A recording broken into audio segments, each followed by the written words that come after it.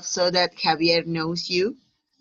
Okay, Javier, how are you? My name is Hugo Zavala. I'm an engineer. I have more than 20 years giving teaching math in universities and probability and kind of. Uh, I work too. I have a business. I I have a job. I have a known business. I build signs, outdoor systems, publicity, and but, well, I think that's all. Thank you very much, Hugo. All right, Javier, why don't you introduce yourself to Hugo? Yes, of course. Hi, Hugo. Nice meeting you. Well, Mhm. I'm an English teacher. I Okay. studied English teaching major at the Tezcatlan UNAM in Mexico City. I also have a master's degree in communication and educational technologies. I've been a teacher for more than 25 years. Okay. And well, I have experience teaching here in Mexico, and also I taught in the United States. I used to teach Spanish there, over there, and I lived in North Carolina for 3 years and 1 year in Kentucky, in Lexington, Kentucky, in the USA. And well, I'm taking this class.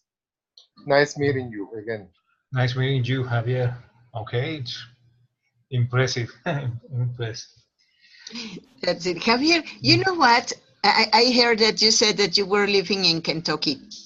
And I remember that time ago, long, long time ago, I went to Indiana and I was studying there in the University of Southern Indiana.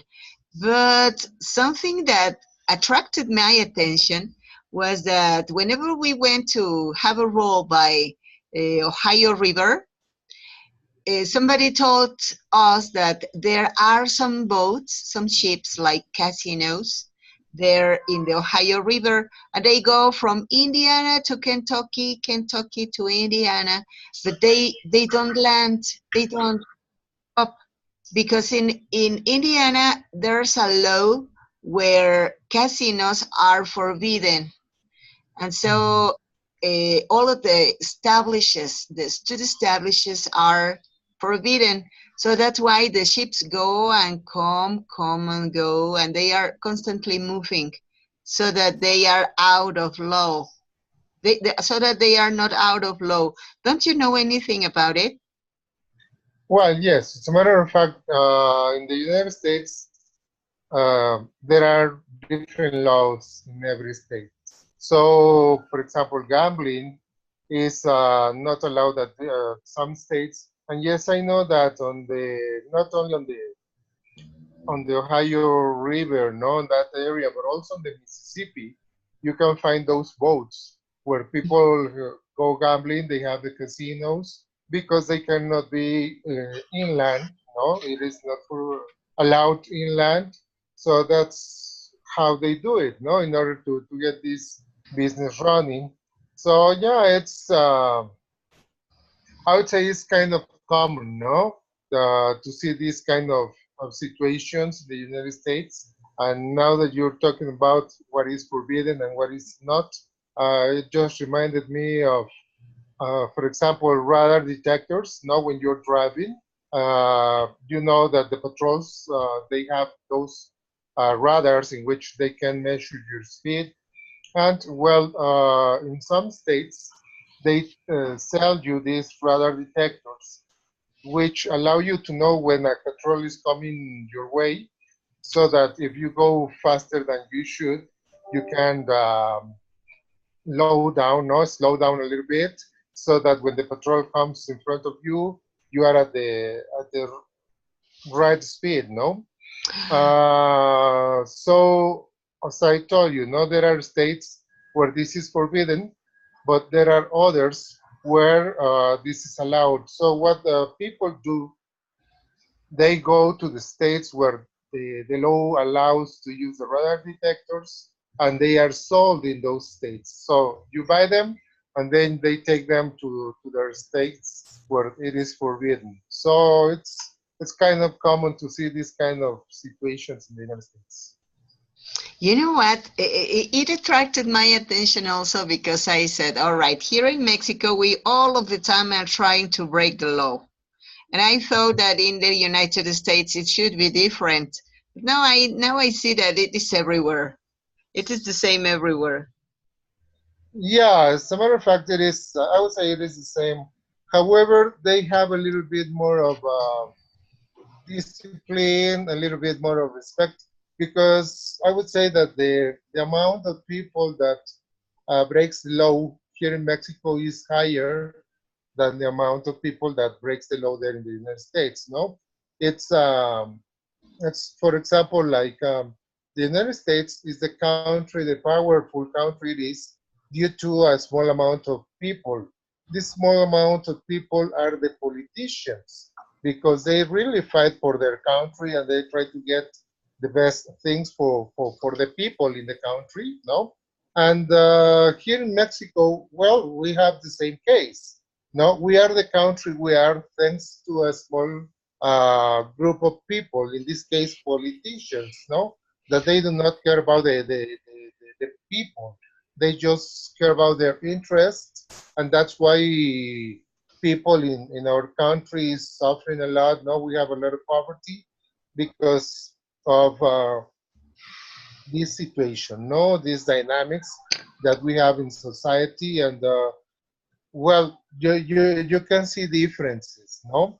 And even though they break the rules, because they do, the percentage is not as high as it is in Mexico. Well, yes, you're right. Okay, so Hugo, what do you think about what Javier said? About breaking the law, well, I think it's Mexico. The difference between Mexico and the United States about the rules and the law. I think the explanation I can find it in a book called Free Economics. Have you ever heard about it? The book Free Economics.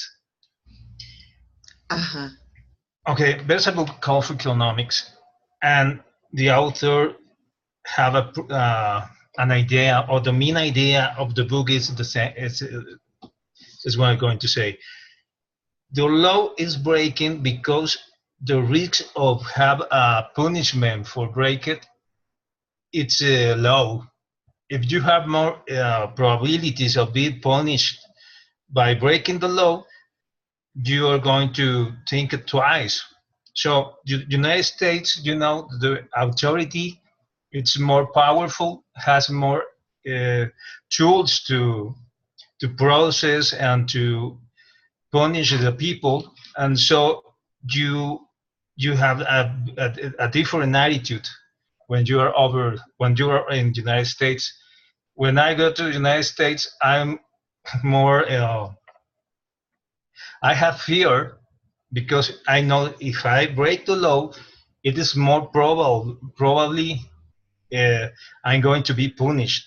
I think that's the question. You know, it's the rich that have the authority to punish people. Well, that's my opinion.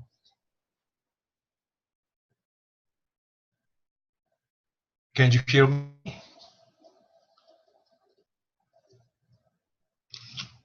Maggie, Javier? Are you Yeah, listening? yeah, Sorry. we can listen to you. It's okay. Yes, you made me remind a friend, a very close friend I met in Indiana. He's an Arabic person, and he told me about drifting. He said that in Dammam, his city where he was born, drifting is something so difficult to deal with.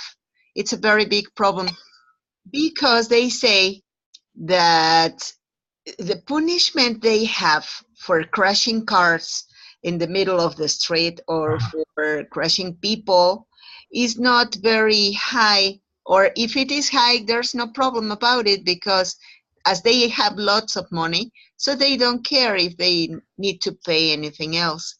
So they pay. And so they were analyzing how they could stop this, and so they said, all right, the principal amusing activity there is to drift, to be driving around, because they have lots of money, they have a lot of oil, so there's not a problem for them. There's no any movie theater, museums, so young people doesn't have many places to go to, so they just drive around. And so he told me, if we have any other kind of punishment, we would think more about what we do. And I said, all right, so what do you suggest? You know what he told me? What? Communitary work. If we were obligated to sweep the street or to clean anything, we would be more disciplined. And I said, wow, so it is so different, because here in Mexico, if the punishments were something like that, everybody would be doing crime all of the time, because there's not a problem to be sweeping the street. But as we have to pay money and we don't have it, it is difficult for us. But yes, so different. All right. Well, you know what? I would like to talk to you, or no, I would like you to talk to me about job interviews. It is something that you know that you have worked with pretty, maybe not pretty often, but you know what it is. If we were talking about new graduates, people who has already finished their major, so it would be maybe new for them, but not for you. All right. So, uh, who wants to talk first? Who wants to speak first? Come on, Javier. All right, Javier. What do you look at this? The question is not going to be about how would you do a job interview. Let's talk about you as a boss, you as the person Okay. going to hire anybody else. What do you expect from an employee, from a candidate, I mean? Well, first of all, what you expect is for the candidate to have well, at least for me, to master the area, no, that where he or she is going to be working. In this case, if we're talking about education, what you need is for the teacher to master the knowledge in his area, no? Hugo was saying that he's teaching math, no? So first of all, I need to know that he knows math, no? And that he's good at math, and that he's going to be able to deal with some math problems that he's going to find at the level he's going to teach. That is firstly. Secondly, I also need to know that that he knows how to teach, no? Because you need pedagogy. Even though you know math, no, if you don't know how to teach it, you are not going to be able to teach it. Or, for example, in the case of English, no, if you know the language, but you don't know how to teach it, you are not a good candidate, no? And that's what I tell my students. My grandmother knows Spanish, but I'm not going to ask her to teach Spanish because she doesn't know how to teach Spanish. And that is one of the problems that we can find in many companies, many schools, no, that just because a person knows language, or just because this person knows about the area, they are just accepted into the teaching position, even though they do not know how to teach. So that makes a difference, no? And once that you know that the person is really trained to do the job, then, well, you can ask other questions to try to find out how responsible she is, how reliable, no, the reliability we are going to have with them. And, well, finally, I would throw some extreme questions, no, interview questions, to see how they handle unexpected situations. Because you know that when you're teaching, for example, you are going to have situations you were not prepared to were not prepared for, and then, well, how you solve them, no? And by throwing those kind of extreme questions, you are going to be able to see if he or she is going to be able to cope when it comes a problem, no? That's what I would do. All right. Thank you very much, Javier. All right, Hugo, what's your point of view about that? What do you expect from a candidate, and what kind of person would you hire? Well, I really agree with Javier. He's right. He knows a lot of this thing. He has experience. But I would like to go in deeper in a couple of things. First, I need to, when I'm trying to hire something uh, to work with me, I need to know if he's a honest people, if he's sincere. I like people when I I need some kind of transparency. I need some transparent people. I need to see what is the real intentions of the people. Another thing that I think is very important is how this uh, trying to know how the people is going to react in a pressure situation and when the things is uh, when something is going to be difficult, how the people react. It's very important for me. But when everything is going okay, everything is happening fine. Well, almost everyone can be good. But what happens when the things it's out of control? When you need to have a more to have a good temper, you know, it's some. There are two things very important for me. All right, thank you very much. You know what? It is something so real. Yes, I have heard some comments about that time ago. Do you remember that they came Justin Trudeau and Okay. Donald Yes. Trump?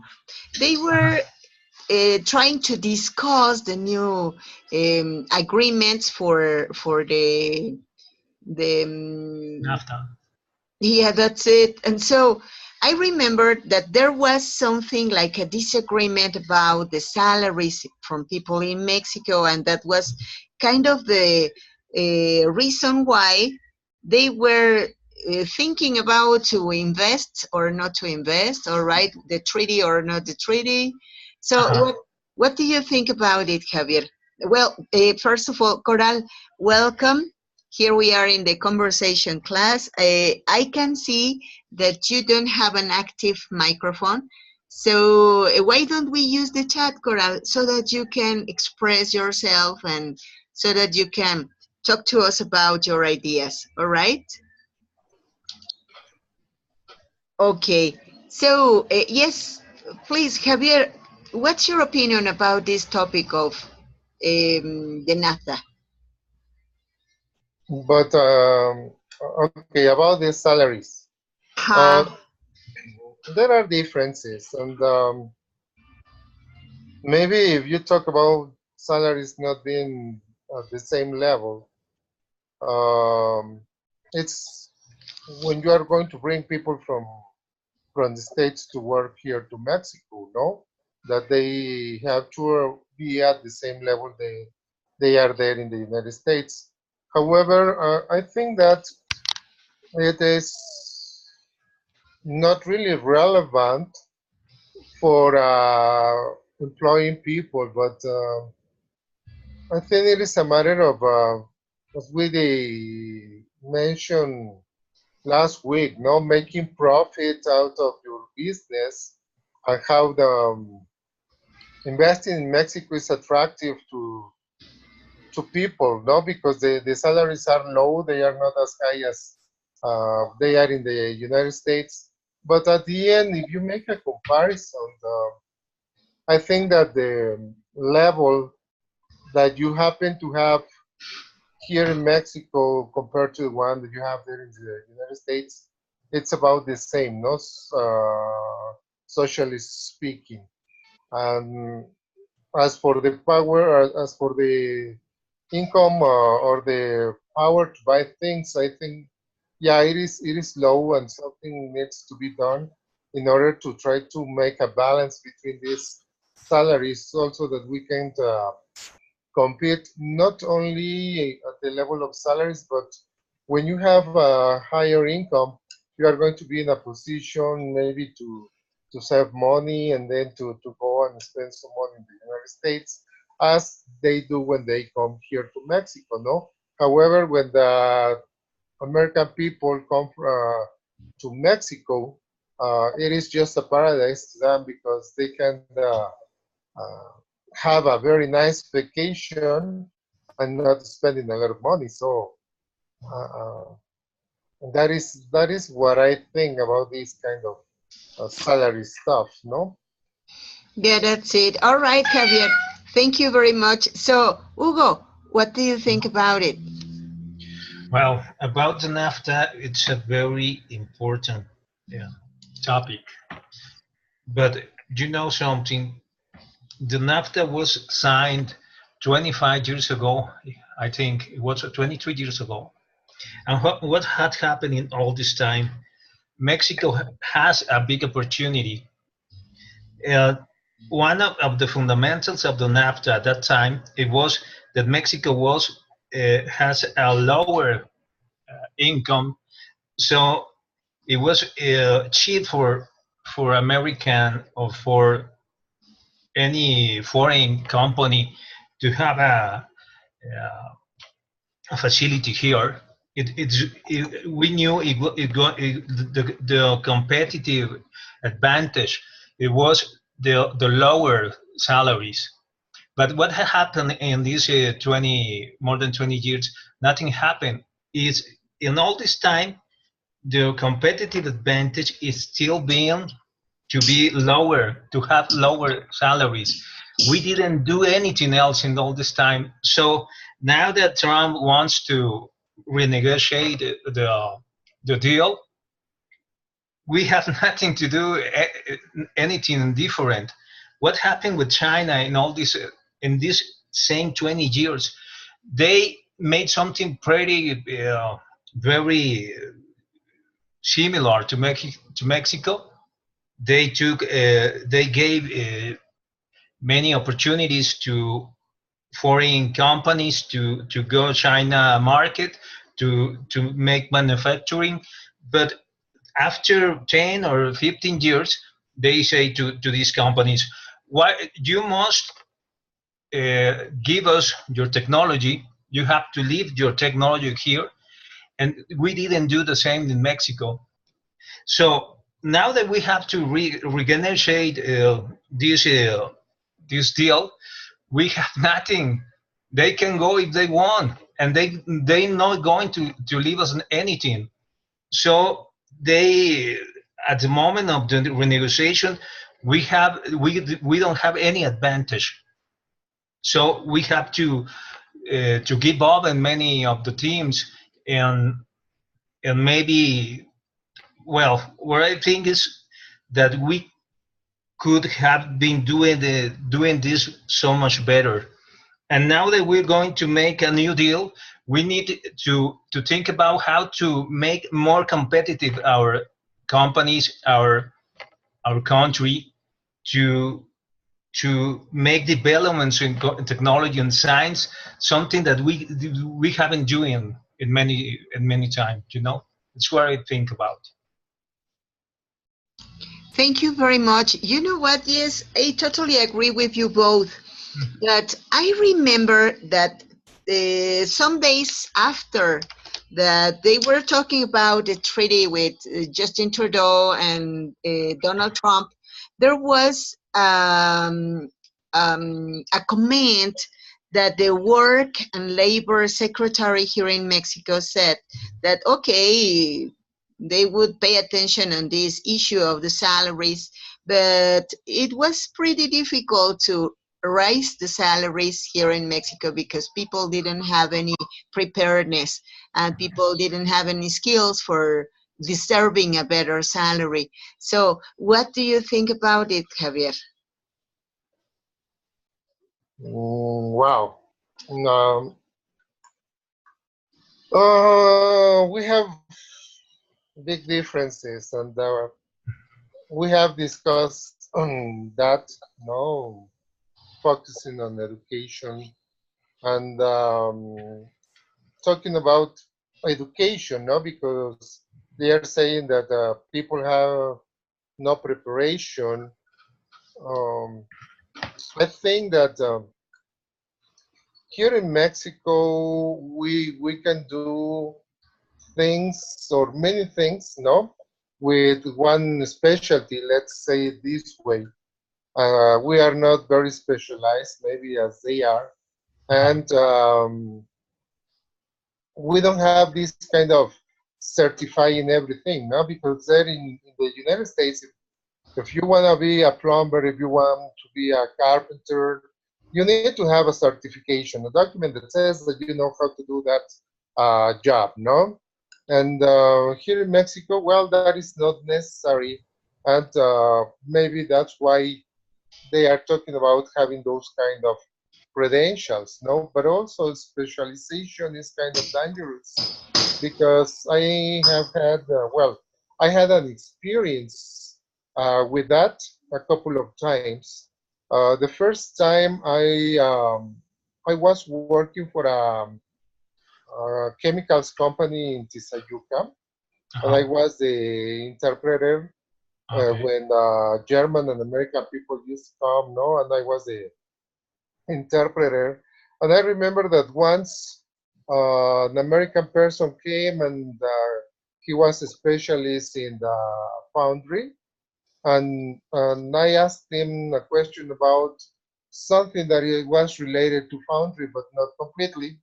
And he told me, you know what, I cannot answer that question because that is not my field of specialty, no? So, well, if you get out of what they know, then they are useless, no?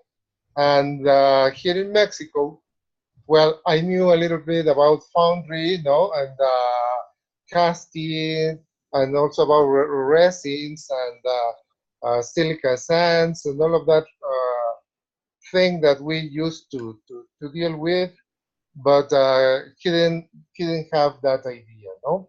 So I think that specialization tends to be also kind of dangerous because they specialize too much into one thing that if you get out of their areas, they don't know how to solve a problem, no? And this also happened to me with an American teacher. She was doing some research work here for her master's degree, and she was also in teaching. I don't remember if she was into teaching grammar or something. No, teaching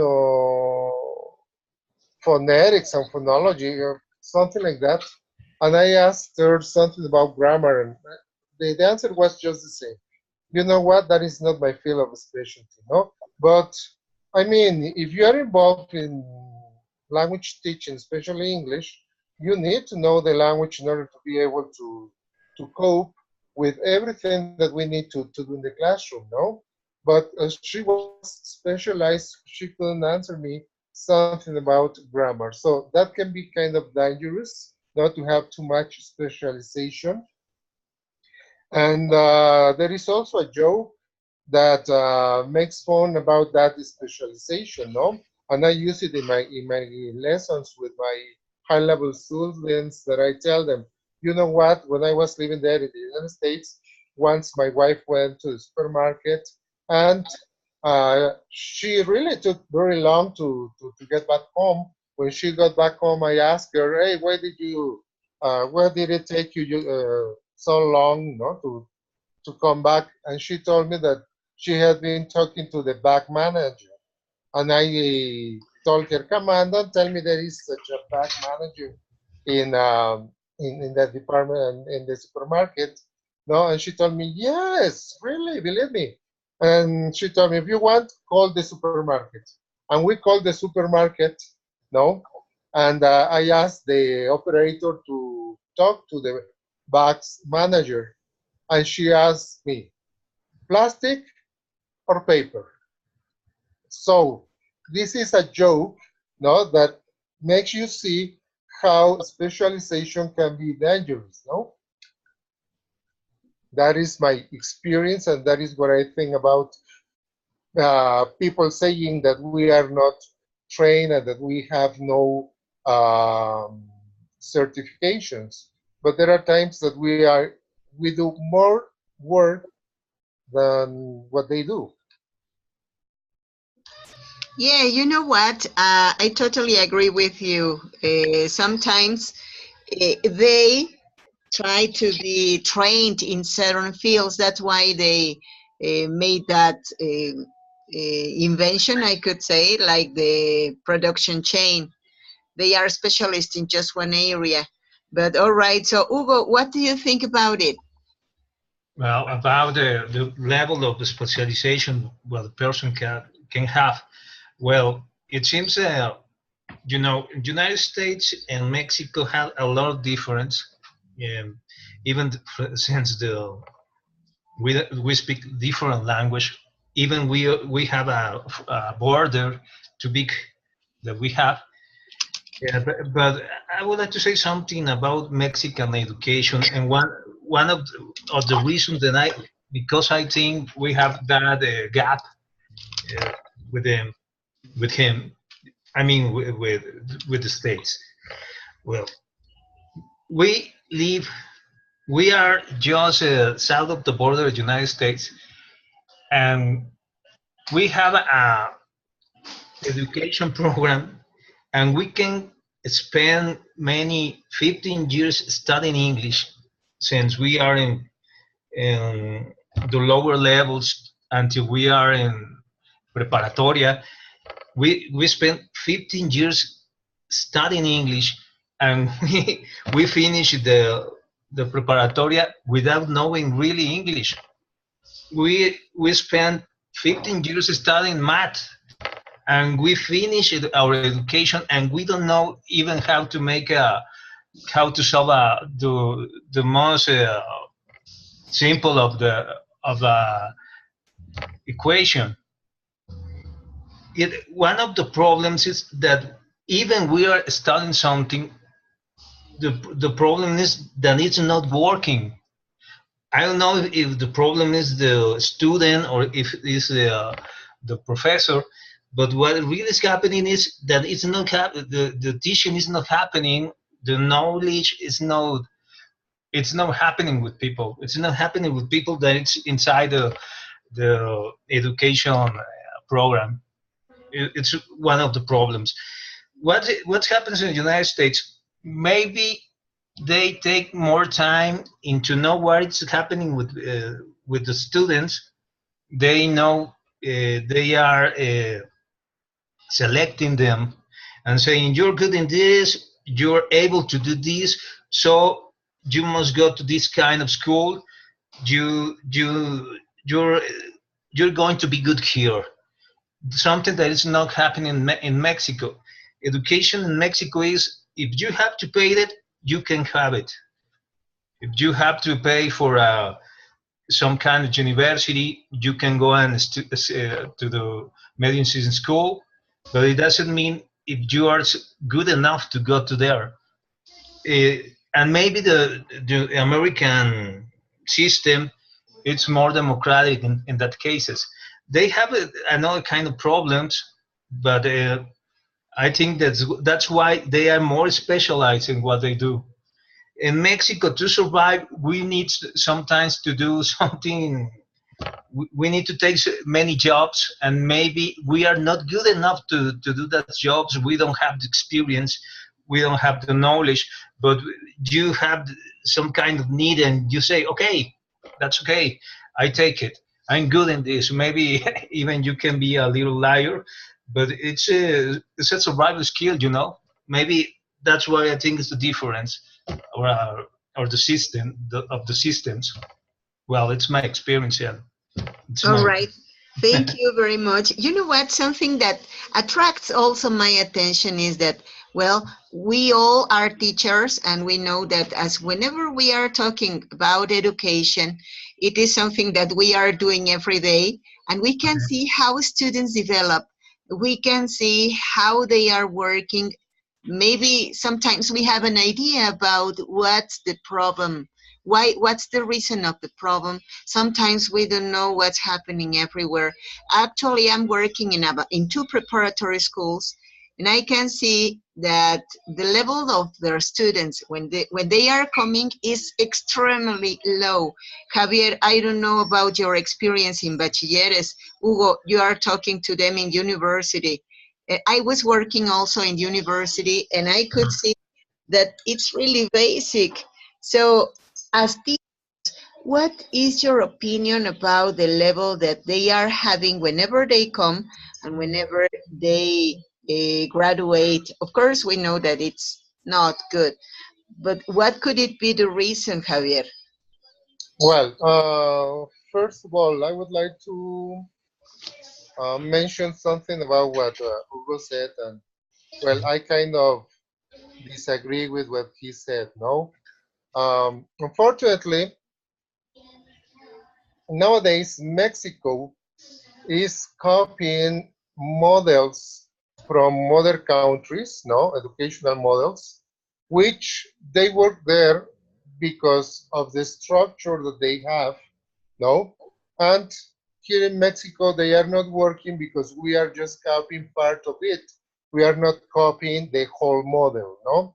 And to explain to you a little bit about this, or to make it clear, I remember that back in 1993, when I arrived there in the United States to work in the public educational system in North Carolina, they started having this "No Child Left Behind," no, which meant that they could not fail a grade, that you have to pass them, no, but they did it because it was a very high expense for the government to have a student repeating a, a grade, no? In this case, I can tell you that in the United States, if you say that that you are a low income student, you can have your breakfast and your lunch given by the school. So the school or the taxpayers are paying that. Also, you can have school transportation, and they go to your house, they pick you up, and they take you to school, and at the end of the day, the school bus takes you back to school. So that is also another expense. You don't have to buy books, no, because the books are there in the school. They are available for all of the students. So you don't have to buy books. That's something that happens here in Mexico, no? What else? If you say that you don't have money to buy your school supplies, they can give them to you. So school is totally free for you compared to what happens here in Mexico. But as in the United States, they started with this "No Child Left Behind." So that was copied here, and then we stopped failing students, but not because of the same reasons. We did it just because we copied the model, but we didn't copy it completely. For example, there in the United States, if a child doesn't go to school, there is a special department in the school system that is going to go to this child's house, and it's going to go with the police, and they are going to buy parents to take the child back to school. Otherwise, they are going to go to jail. Here in Mexico, they want to do the same, but we don't have that special department.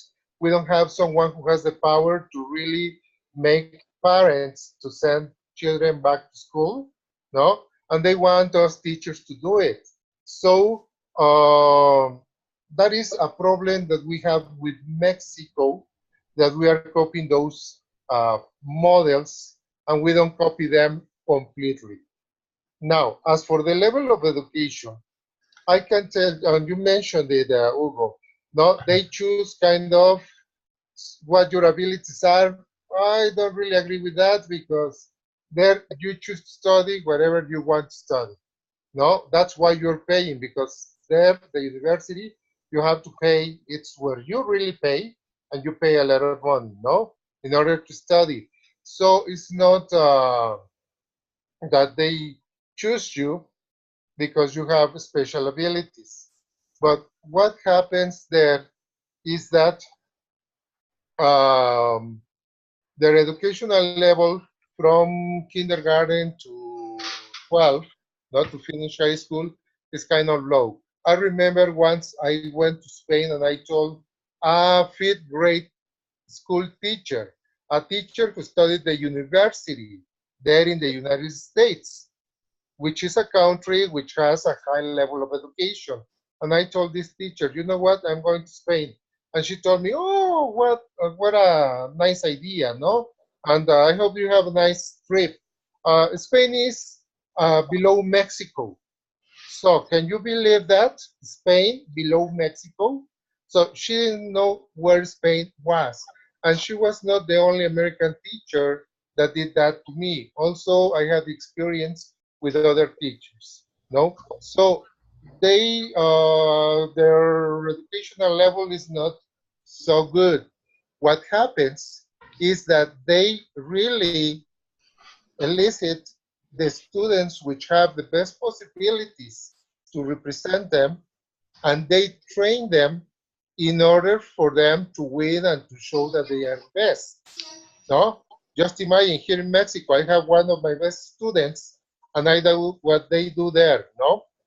This student is working in the afternoon, and I paid him not to work in the afternoons, just to study and to prepare in order to represent my country in an international competition. No? So if I train that student, he's going to win for sure. And that's what they do, but they do not have a better level of education. No? And if they specialize, it's because they cannot, I would say, they cannot really handle many things as we do here in Mexico. As for what is happening, know that after many years of studying something and we still lack the knowledge, is because we are not doing it right since the very beginning. So that is one of the problems that we have, that we are copying models, but we are not copying them completely. We just copy part of them, and that's why we experience these educational problems. All right. Thank you very much, Javier. All right, Hugo, what do you think about it as a teacher also? Well, as a teacher, well, it's a problem here. What I think is it's something that makes me feel so desperate. Uh, what the real maybe we are copying some models of other countries, but as Javier says, we don't took everything, just the parts we can, or just the simplest parts of the model. Mexico, we don't have the resources, we don't have the money to pay for many departments. We don't have the resources to have all the people we need to have the whole model, and maybe that's the problem.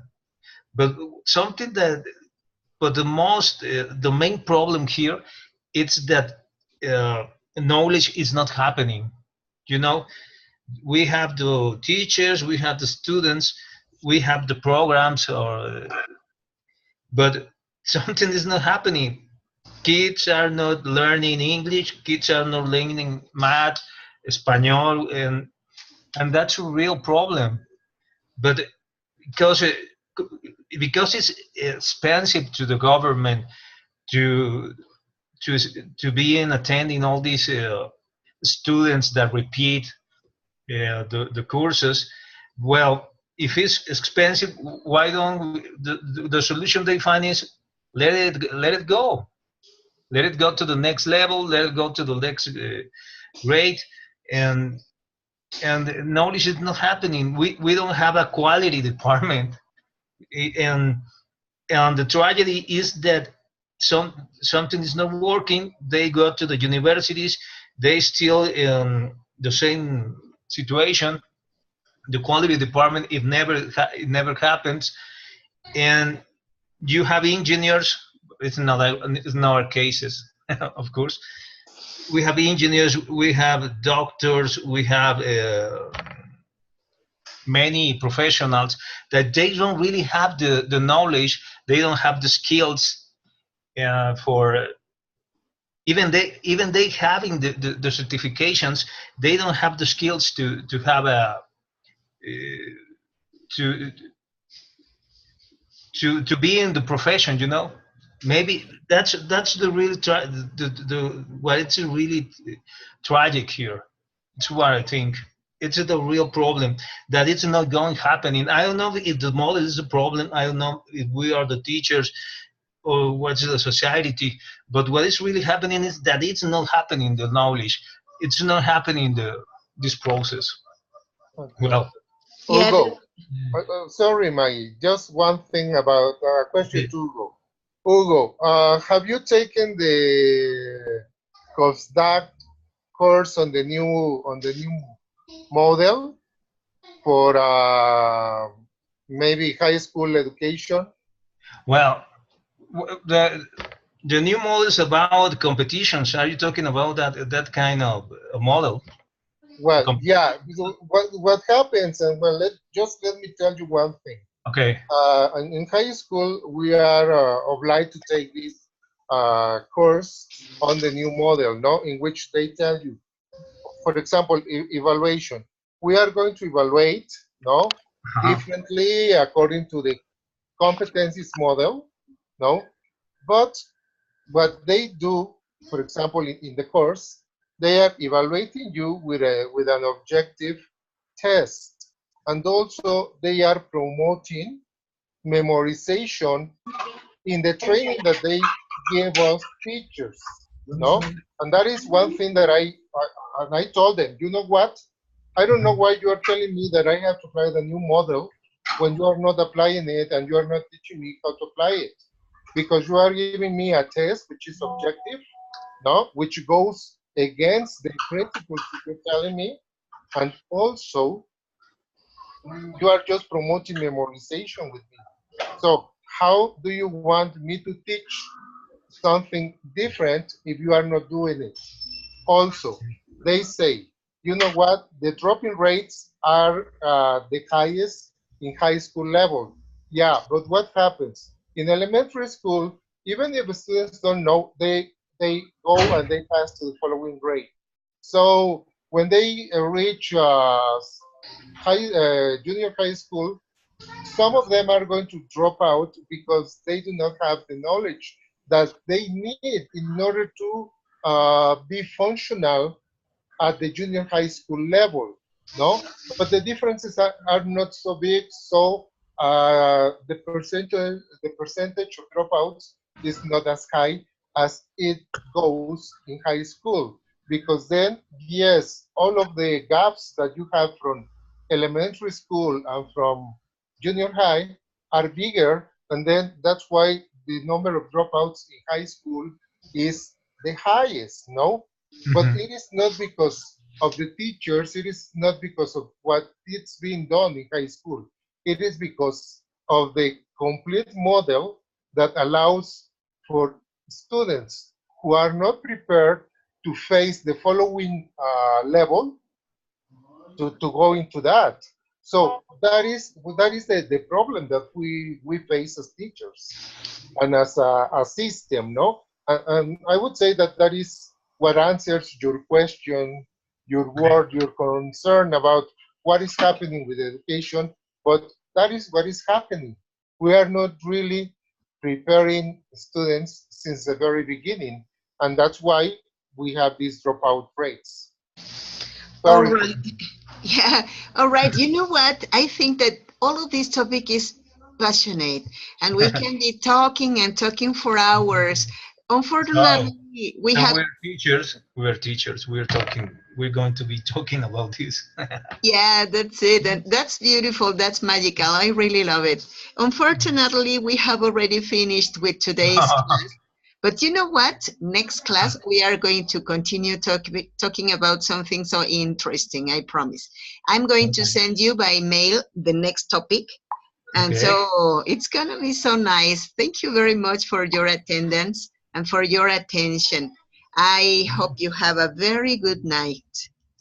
Thank you. Thank you very much, Maggie. Nice meeting you, Hugo. Have a nice you, Javier. It was night. really interesting. All right. My pleasure. Bye-bye. Goodbye. Bye-bye. Good night.